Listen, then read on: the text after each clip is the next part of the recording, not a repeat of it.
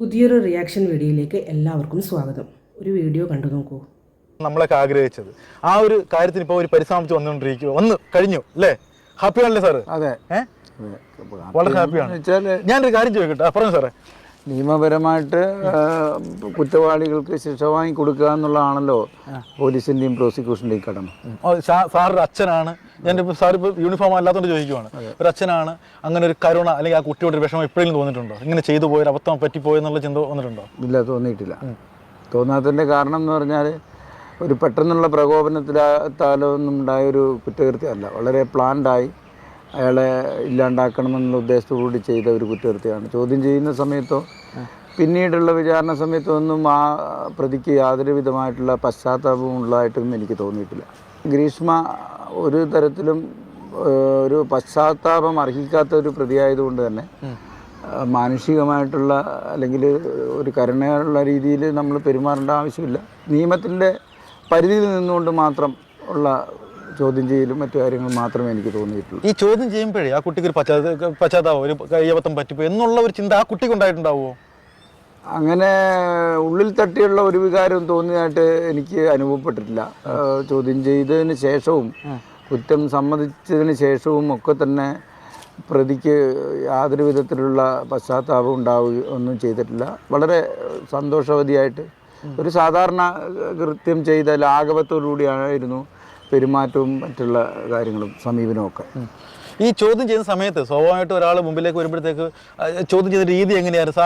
ആദ്യം തന്നെ ഈ കുട്ടി പറയാനൊക്കെ തയ്യാറായിരുന്നോ? ഇല്ല, ആദ്യം ഒന്നും പറയാൻ തയ്യാറായിരുന്നില്ല. പല വിധത്തിലുള്ള കഥകൾ, പല വിധത്തിലുള്ള സ്റ്റോറീസാണ് നമ്മളോടും പറഞ്ഞത്. അതായത് ഈ കഷായം എന്ന് പറയുന്ന ആ ഒരു കഥയിൽ തന്നെ ഉറച്ചു നിന്നു. കഷായമാണ് കൊടുത്തത്, അത് അവൾ തന്നെ ഉപയോഗിക്കുന്ന കഷായമാണ്. പിന്നെ എങ്ങനെയാണ് ഷാരോണിന് അത് ഇങ്ങനത്തെ അസുഖം വരിക? ഞാനും കുടിക്കുന്നതാണ്, ഡോക്ടർമാർ നിർദ്ദേശിച്ചാണ്. നമ്മൾ ചോദ്യം ചെയ്യാൻ വിളിച്ചപ്പോൾ തന്നെ ഇതിനു മുമ്പ് കൊടുത്ത സ്റ്റേറ്റ്മെൻറ്റുകൾ പരിശോധിക്കുകയും തലേദിവസം ടി വിയിൽ കുറിച്ചുള്ള വാർത്തകൾ. ഹായ്, അപ്പോൾ നിങ്ങളെല്ലാവരും വീഡിയോയിൽ കണ്ടു നമ്മുടെ ജോൺസൺ സാറ് ഈ ഗ്രീഷ്മയുടെ കേസ് അന്വേഷിക്കുകയും അവളെ ചോദ്യം ചെയ്യുകയും ചെയ്ത നമ്മുടെ DYSP ജോൺസൺ സാറ് പറഞ്ഞ കാര്യങ്ങളൊക്കെ കേട്ടപ്പോൾ എന്താ പറയുക, ഒരു കൂസലും ഇല്ലാതെ ചോദ്യം ചെയ്യുമ്പോൾ പോലും പലപ്പോഴും മാറ്റി മാറ്റി പറയുകയും ഒന്നും ചെയ്തില്ല, ഞാനൊന്നും നൽകിയില്ല, ഞാൻ കുടിക്കുന്ന കഷായം തന്നെയാണ് കൊടുത്തതെന്ന് പിന്നെയും പറഞ്ഞ് പോലീസുകാരെയും എല്ലാവരെയും തെറ്റിദ്ധരിപ്പിച്ചുകൊണ്ടിരുന്നു. ഒന്നിനും ഒരു കൂസലും ഇല്ല. ഇപ്പോഴും ഒരു കുറ്റബോധം ഉള്ളതായിട്ട് ഗ്രീഷ്മയുടെ മുഖത്ത് നമുക്ക് കാണാൻ പോലും സാധിക്കുന്നില്ല അല്ലേ? ടി വിയിൽ നമ്മളെ പ്രദർശിപ്പിക്കുമ്പോഴും അവളുടെ സ്വഭാവമായാലും അവൾ പറയുന്നത് എന്താണെന്ന് വെച്ചാൽ 38 വയസ്സൊക്കെ കഴിയുമ്പോൾ പുറത്തേക്ക് വന്നിട്ട് ഞാൻ ജീവിച്ചോളാം എന്നാണ് പോലും കൂസലില്ലാതെ പറഞ്ഞിട്ടുള്ളതെന്നാണ് പറയുന്നത്. അവൾക്ക് ഇപ്പോഴും ഇതൊക്കെ ഒരു എന്താണ് ഇങ്ങനെ പറയില്ലേ, നമ്മൾ തൃണവൽക്കരിച്ചുകൊണ്ടാണ് ഇപ്പോഴും ആ ഗ്രീഷ്മ എന്ന് പറയുന്ന ആ പെൺകുട്ടി ഇപ്പോഴും പെരുമാറുന്നത് എല്ലാവരോടും. അപ്പോൾ എങ്ങനെയാണ് ഇതുപോലെയുള്ള ക്രിമിനൽ മൈൻഡൊക്കെ ഉണ്ടാവുന്നത്? ഒരു ചെറുക്കനെ, ഒരു പാവം പയ്യനെ പറ്റിച്ച് വേഷമൊക്കെ കൊടുത്ത് കൊല്ലാൻ മാത്രം ഇത്രയും ക്രൂരയാണോ ഇവിടെയുള്ള പെണ്ണുങ്ങളൊക്കെ? ഞാനും ഒരു പെണ്ണാണ്, എനിക്ക് തന്നെ ഒരു ശരിക്കും പറഞ്ഞാൽ നാണക്കേട് തോന്നുന്നു. നമ്മൾ സമൂഹത്തിന് തന്നെ നാണക്കേട് ഉണ്ടാക്കിയ ഒരു പെണ്ണാണ് ഗ്രീഷ്മ എന്ന് നമുക്ക് പറയാം.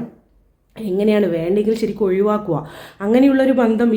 ഈ ഒരു യുഗത്തിൽ പോലും ഇങ്ങനെ കൊല്ലാൻ മാത്രമുള്ള ആ ഒരു മനസ്സുള്ള പെണ്ണിനെ എങ്ങനെയാണല്ലേ കൊല്ലേണ്ട മനസ്സുള്ള അവൾ പിന്നെ ജയിലിലും പേടിക്കൊന്നുമില്ലല്ലോ. അവൾക്ക് ഒന്നിനും ഒരു പേടിയുമില്ല, ആരെയും കൂസലില്ലാതെയാണ് അവൾ ഇപ്പോഴും നടക്കുന്നത്. അവൾക്ക് ഈ വിധി കേട്ടിട്ട് പോലും ഒരു കുലുക്കോ ഇല്ലാത്ത പെണ്ണിനെ പിന്നെ ഒരാളെ കൊല്ലാനാണോ മനസ്സ് ഇല്ലാതിരിക്കുക അല്ലേ? നമ്മൾ വിചാരിക്കുന്ന പോലെയൊന്നും ആയിരിക്കില്ല. കുറേ ആൾക്കാർ, മനുഷ്യരെ ദൈവം ഭൂമിയിലേക്ക് പടച്ചു വിടുന്നത് ഇങ്ങനെ ഓരോ സ്വഭാവമുള്ളവരായിട്ടായിരിക്കാം.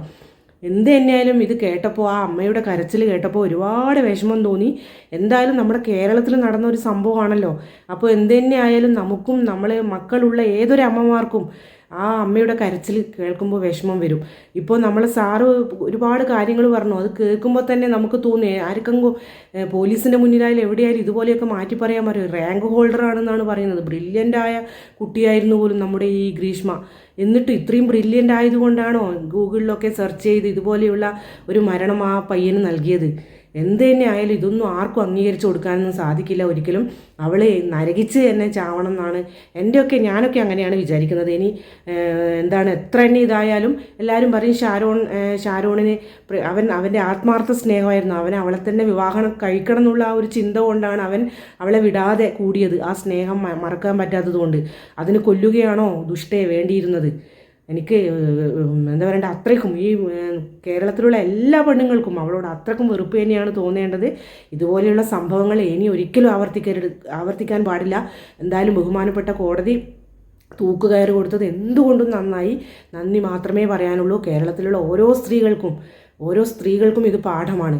അതുപോലെ തന്നെ പുരുഷന്മാരും പരസ്പരം തിരിച്ചും ചതിക്കുന്നവരുണ്ട്. എങ്കിൽ കൂടി ഇതുപോലെയുള്ള ഓരോ സംഭവങ്ങൾ വരുമ്പോഴാണ് നമുക്ക് മനുഷ്യന്മാരുടെ മനസ്സിലെ പൈശാചികത തിരിച്ചറിയാൻ കഴിയുന്നത്. ചെറിയ കുട്ടികളെ പോലും പീഡിപ്പിക്കുന്ന ആൾക്കാരുള്ള നാടാണ്. എങ്കിൽ പോലും ഇതുപോലെയുള്ള ഓരോ കാര്യങ്ങൾ കേൾക്കുമ്പോൾ നമുക്ക് വല്ലാത്ത വിഷമമാണ് ഉണ്ടാക്കുന്നത്. പെൺമക്കളുള്ള അമ്മമാരും ആൺമക്കളുള്ള അമ്മമാരും എല്ലാം പേടിക്കേണ്ട ഒരു യുഗത്തിലാണ് നമ്മളിന്ന് ജീവിക്കുന്നത് എന്ന കാര്യം ഒന്നും കൂടി എല്ലാവരെയും ഓർമ്മിപ്പിച്ചുകൊണ്ട് തൽക്കാലം നിർത്തുന്നു. ദയവ് ചെയ്ത് എല്ലാവരും സബ്സ്ക്രൈബ് ചെയ്യുക, സപ്പോർട്ട് ചെയ്യുക, ലൈക്ക് ചെയ്യുക, ഷെയർ ചെയ്യുക. ഓക്കേ.